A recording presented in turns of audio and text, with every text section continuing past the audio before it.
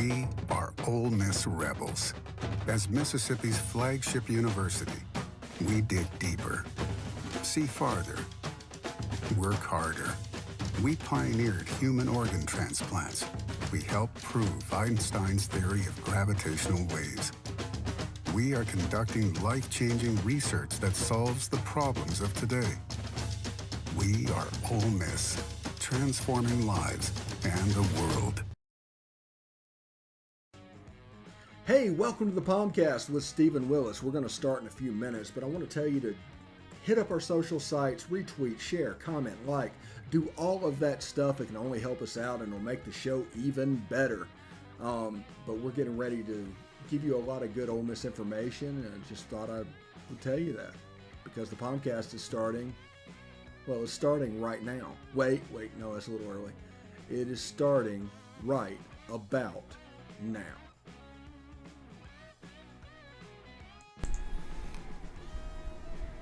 All right, good morning. Welcome to the POMcast. A little bit late to come in today. A little bit of stuff going on. Thank you, though, for tuning in. My name is Stephen Willis. I'm coming to you live from the palatial Central Florida studios, and we're so happy to have you today. Before we get started, I do want to tell you about Travel and Cruise World, what they are at 1-800-330-7461.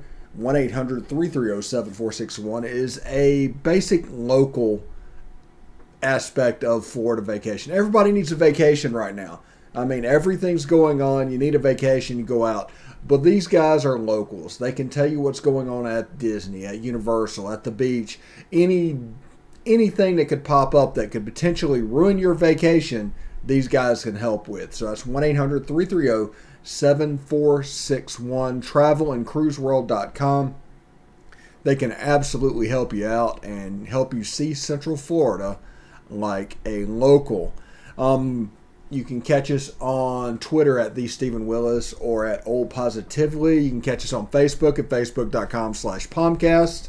You can catch us on YouTube at Positively Ole Miss. Subscribe, hit the bell. You'll not only know that we're streaming, you'll know what we're streaming about, and you can catch us on Twitch at Positively Ole Miss, all one word. Audio-wise, we're available on Apple Podcasts, Google Podcasts, Stitcher, SoundCloud, Spotify, iHeartRadio, TuneIn Radio, and Pandora. So it's a lot of good stuff coming on. Today's show, we're going to talk a little bit about Bryson Hurst's commitment to Ole Miss and what that means. We're also going to talk a little bit about the presser highlights that happened. Lane Kiffin, Dannis Jackson, Keidron Smith stopped by to give their opinion on some stuff. We have video of that. And then after the break, we are going to talk about the Alliance, or should I say make fun of the Alliance. By doing that, we'll see what is up. But let's go ahead and get started with the Bryson Hurst stuff. Committed to Ole Miss at midnight last night. Big offensive lineman out of Gautier, Mississippi. And if you see what's going on with him and what he's doing, this is a good thing. Gautier throws the ball a ton. I mean, for high school in Mississippi, for that, throw it as much as they have, I mean, occasionally going back to North Panola and Clifton Davis III and Shannon or Mara Miller, there's been people that has thrown the ball. These guys throw the football. And so pass blocking is going to be his strength. This is going to be where he made his bones.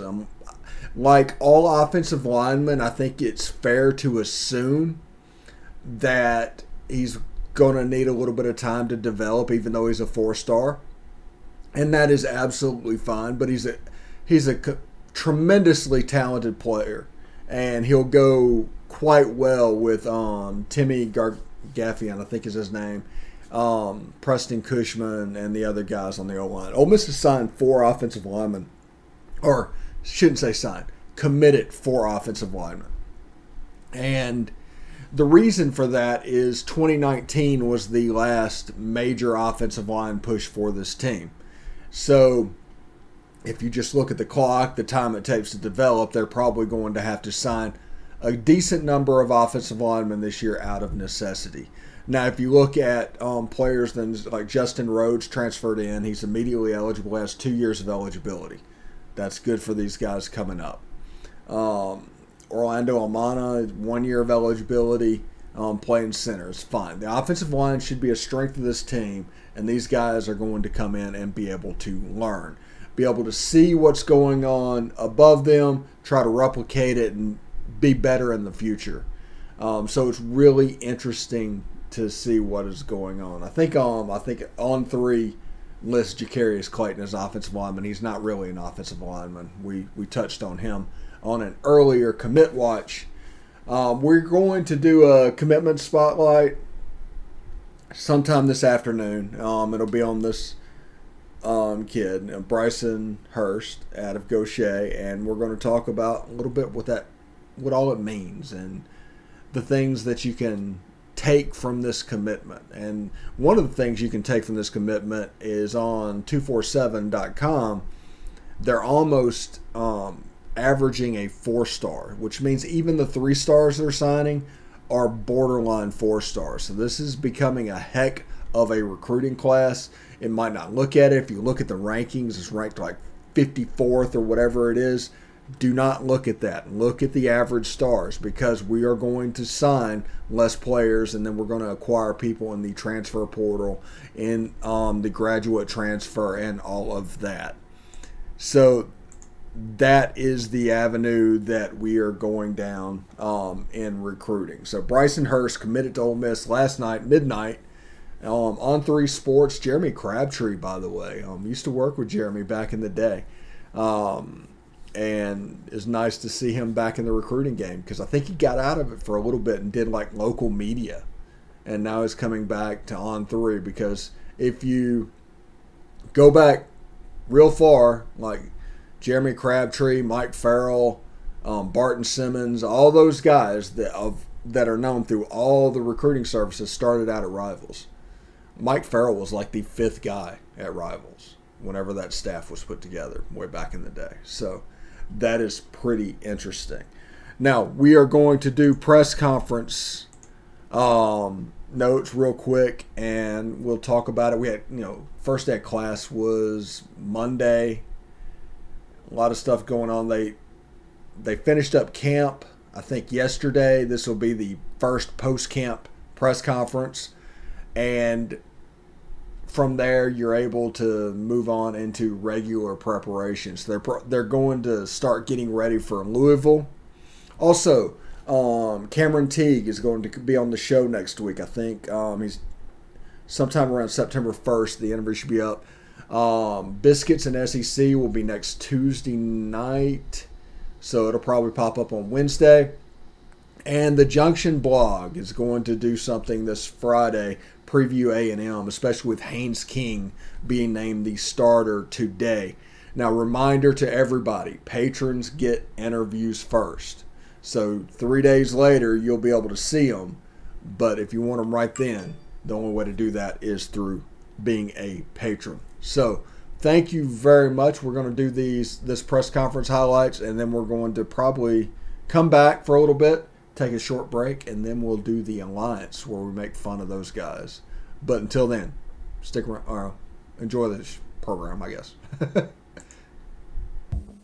Still in camp mode here. Tomorrow we'll get more to the opener and preparation for that, but it'll just be extra work. We still need to develop guys, and especially our young players, and figure out where we're going to play people. But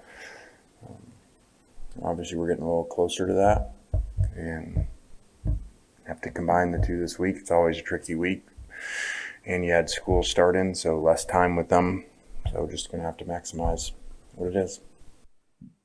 Physically, I feel great, and I think that we're going to have a great season at receiver.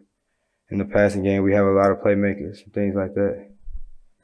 Oh, it was more of my decision. Based on the recruiting class, they brought in a lot of corners, and I felt that it would be selfish for me to just stay at corner rather than just take on a new role on a team that eventually bettered the team throughout the season this year. Same thing. they played really well. They tackled well. They didn't give up explosive plays, carried over into today's practice. Outside of 7-on-7, I don't think we scored today offensively. So, that's really good, especially in 4-minute, 2-minute situations to stop them both times in the 4-minute and the 2-minute. Is an issue on offense and really good on defense. I mean, Matt Corral has always had like a strong arm. I think we all know that, but I think he's improved with just being like a quarterback. The things he learned over the year with the new coaches. Yeah, I have to be more physical as a player, and then mentally at the safety, you have to know more about the defense, run fits and all that stuff, and basically getting everybody in position. Well, I think that's position by position. We are, limited at a number of positions with injuries. I would say positionally, offensive line, we're very low on numbers.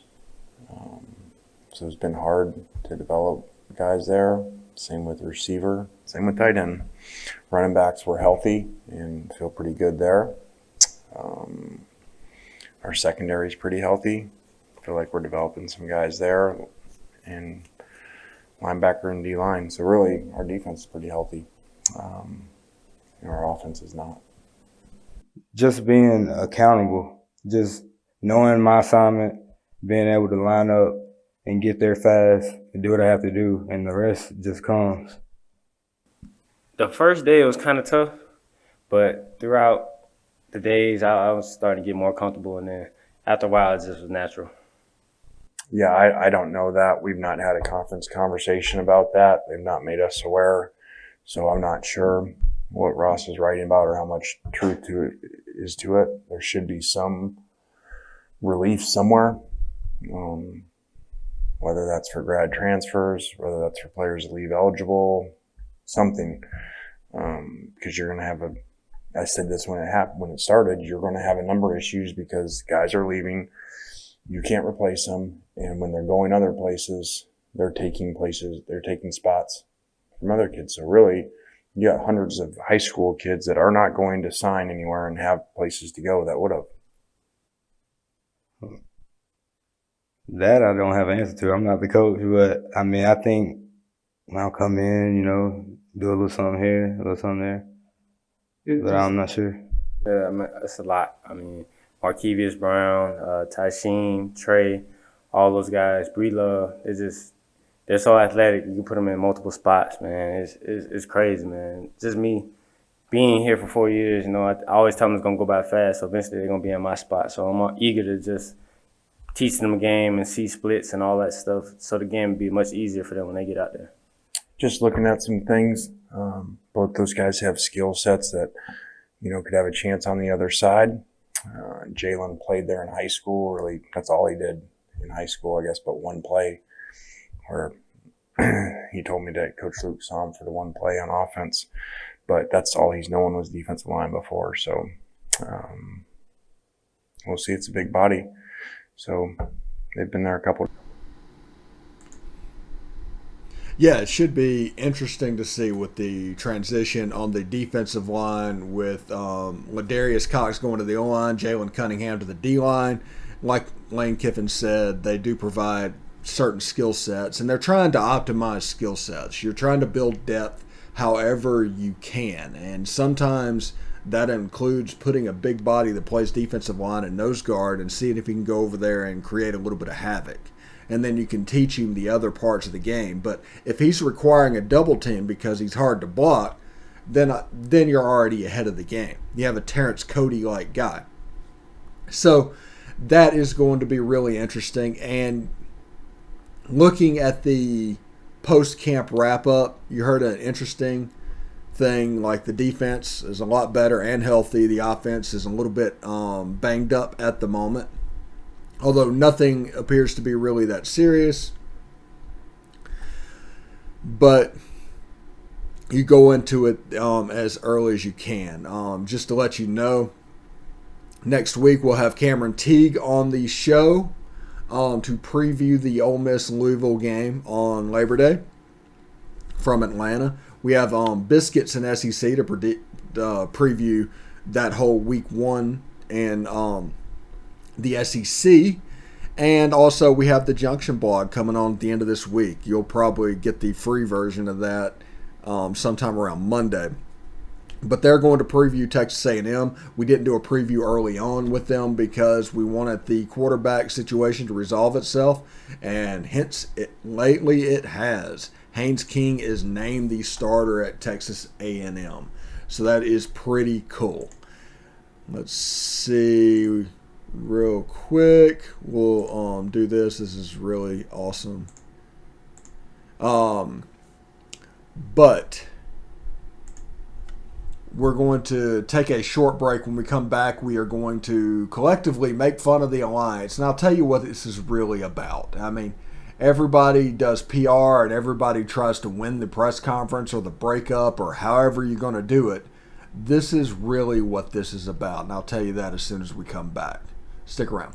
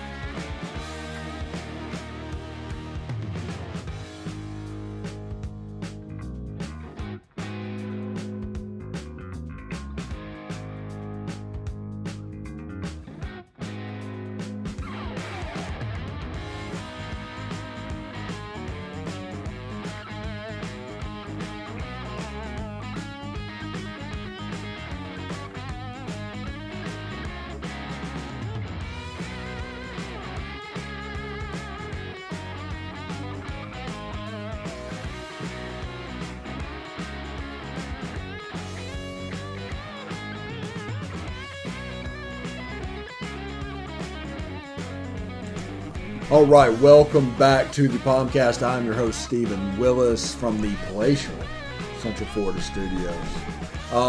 Reminder tonight, SEC After Dark, 8:30ish Central Time, 9:30 Eastern Time. The chat, as always, will be open. Me, Corey Burton, and Jeb Beecham will be going around the SEC. This is really going to be our last trip around the SEC. That should be pretty interesting. Tomorrow, a special, very special episode of Beast of the East. They're going to do it on Thursday night this week. That's Craig Ladd and Corey Burton. They're going to do all that needs to be done with the Eastern Division of the SEC.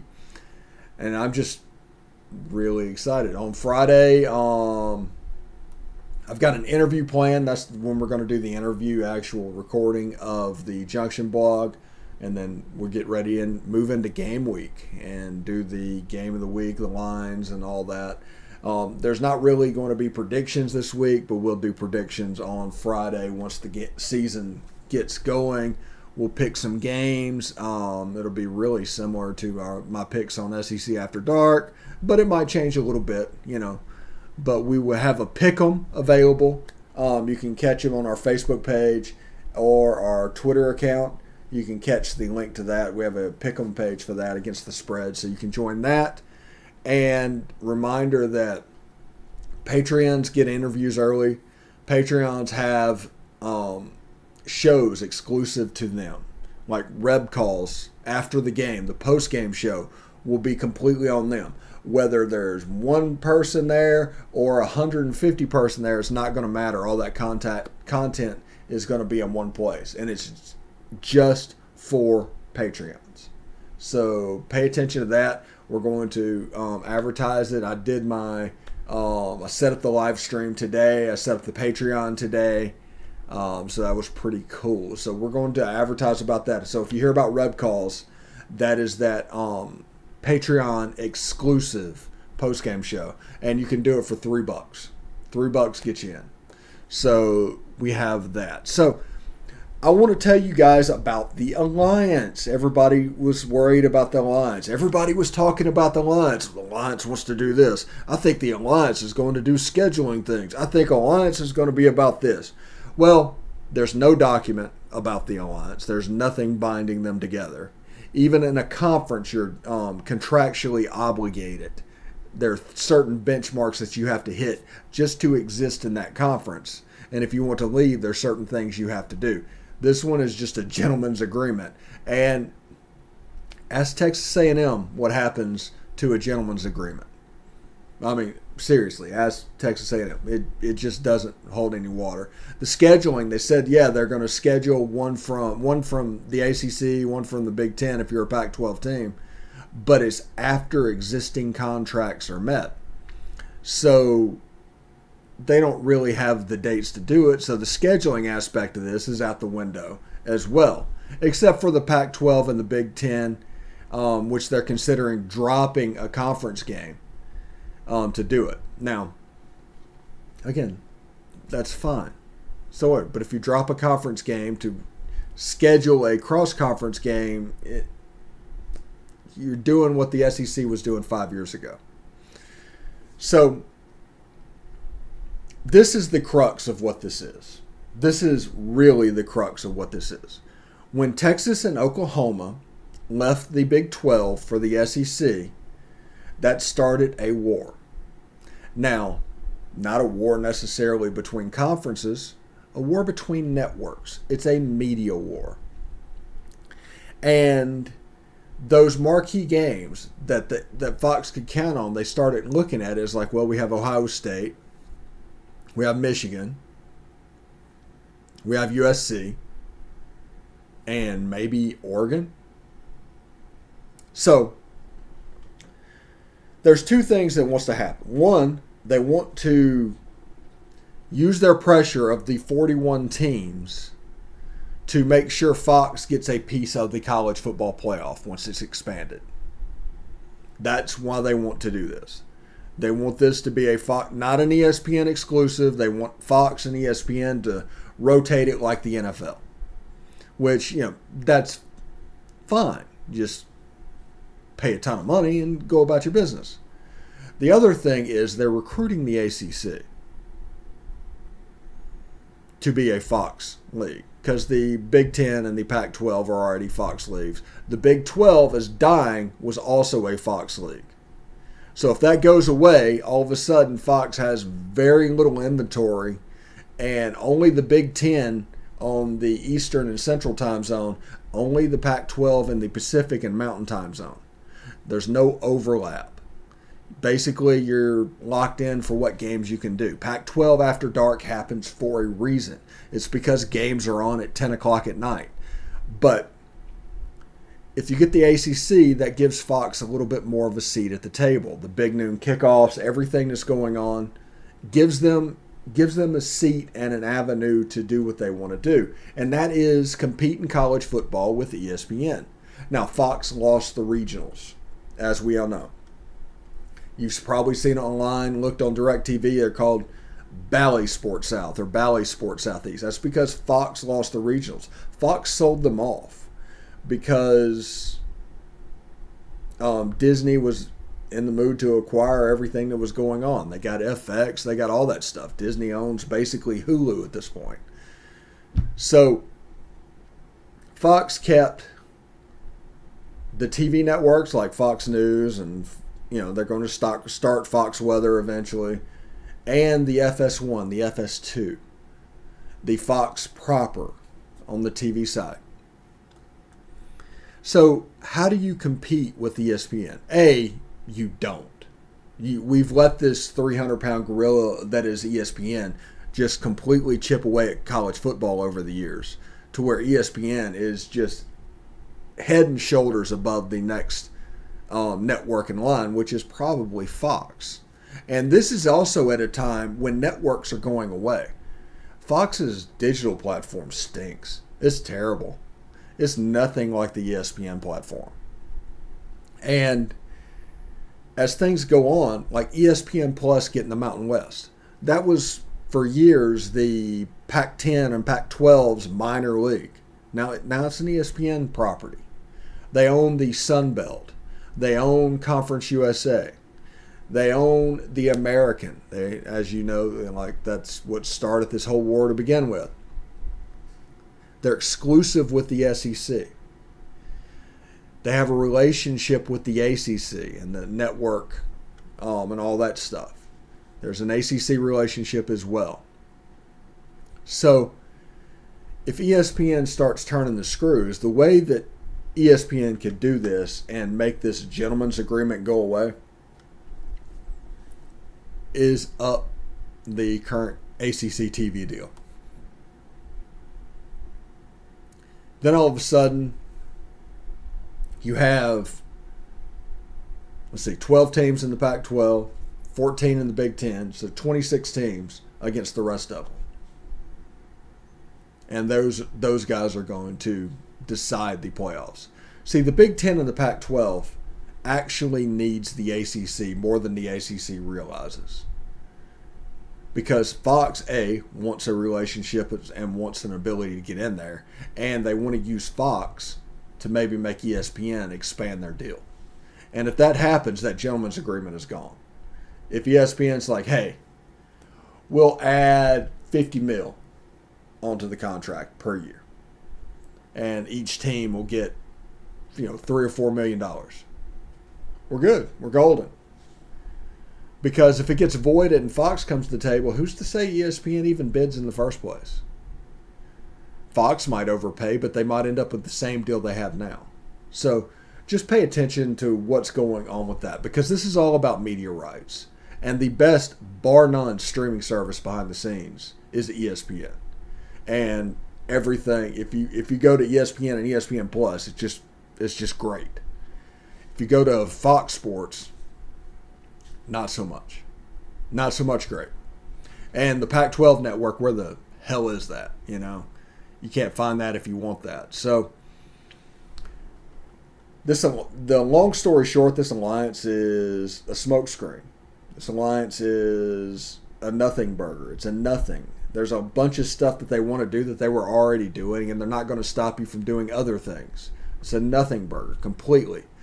This is about Fox trying to weasel in and get rights to the college football playoff and making sure that ESPN doesn't monopolize those rights.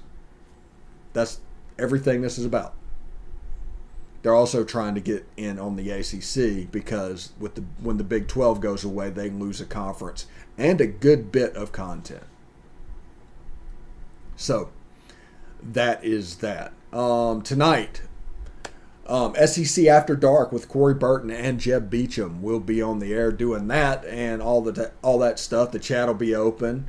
We'll have a good time with that.